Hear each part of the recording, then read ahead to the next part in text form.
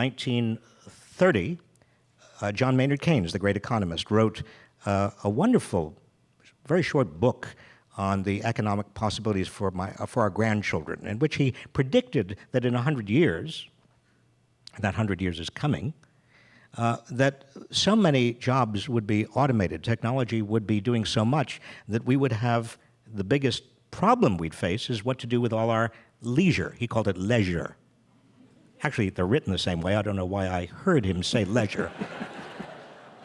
But what he left out of his equation was the way to recirculate the money. You see, because the owners of these new technologies that are displacing all the work, they and we have got to figure out how to get the money recirculated to people. Otherwise, who's going to be able to afford any of these new technologies?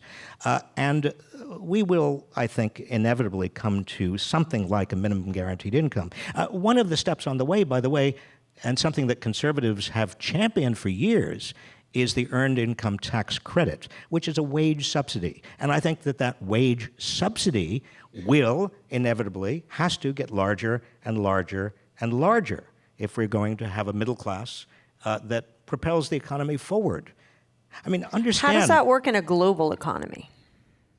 Well, globalization is part of the challenge, but technological displacement is a much larger part of the challenge.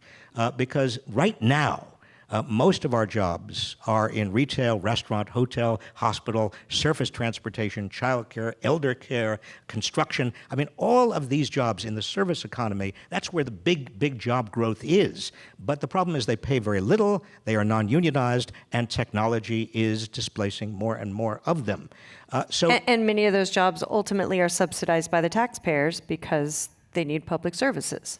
Yes, and a much more efficient way of subsidizing, if we want to use that term, although that's a loaded term, is through a much larger earned income tax credit, wage subsidy, that eventually becomes a minimum guaranteed income. But you know what we're doing now? We are talking about specific policies. I'm a policy wonk.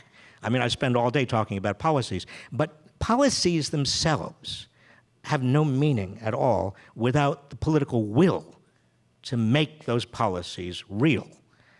And what we're really talking about here is when and how and if we get the political will to do this. I mean, I could spend, how much time do we have? None. We have none. Well, I think it's appropriate that I tell you I could spend the next any amount of time talking about policies.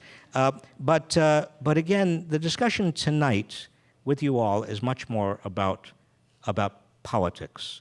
And let me, if I may, just leave you with this thought. May I? Do I have time to do this? Because too often, I think, we separate economics and politics in our discussions, in our thinking, in our academic research. We just separate economics, politics, and we separate from sociology and from values and norms. But in the 19th century, before the great Alfred Marshall wrote his wonderful book, Principles of Economics, in 1890, the subject we're talking about tonight, I'm talking about tonight with you, the subject was called political economy, with an understanding that you could not separate the two.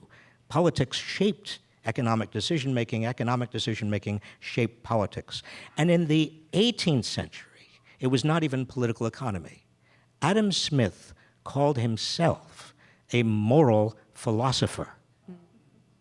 Because what he began doing and studying was the meaning and the way to a good society.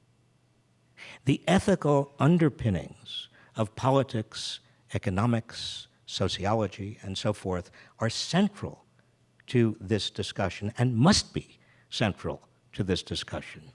So what I want to leave you with was with two admonitions. One, get out of your bubble, talk to people who disagree with you so you will learn, and maybe they will learn. And secondly, never think about economics or politics or even sociology or ethics as separate fields. Put them together, link them together. They are fundamentally the same, should be the same. Thank you.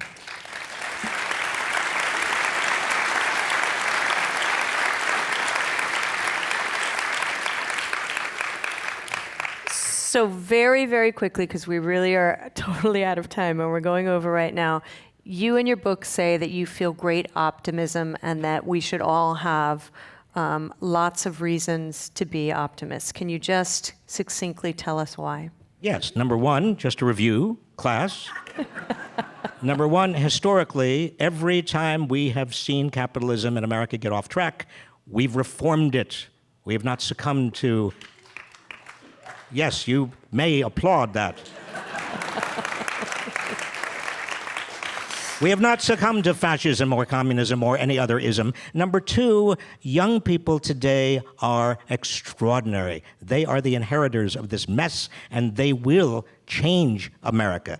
And number three, there are so many people out there who describe themselves very differently from the way probably most of you describe yourself. They describe themselves as Republicans, conservatives, Tea Partiers, but when it comes to these core questions of democracy and politics, their values, their concerns are very, very similar. There are opportunities if we organize, if we mobilize across race and gender and ethnicity, and also, importantly, across the normal political divides that keep on dividing us, we can make fundamental change. And you know something? We will.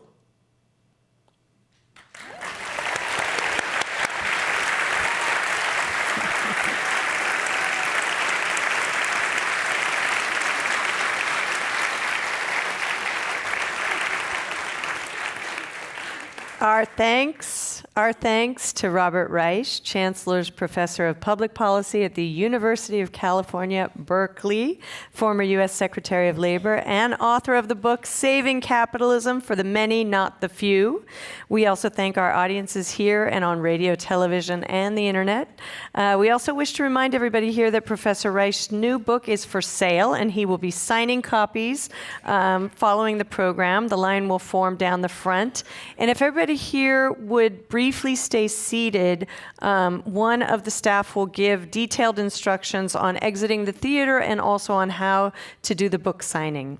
I'm Holly Kernan, and now this meeting of the Commonwealth Club of California, the place where you're in the know, is adjourned.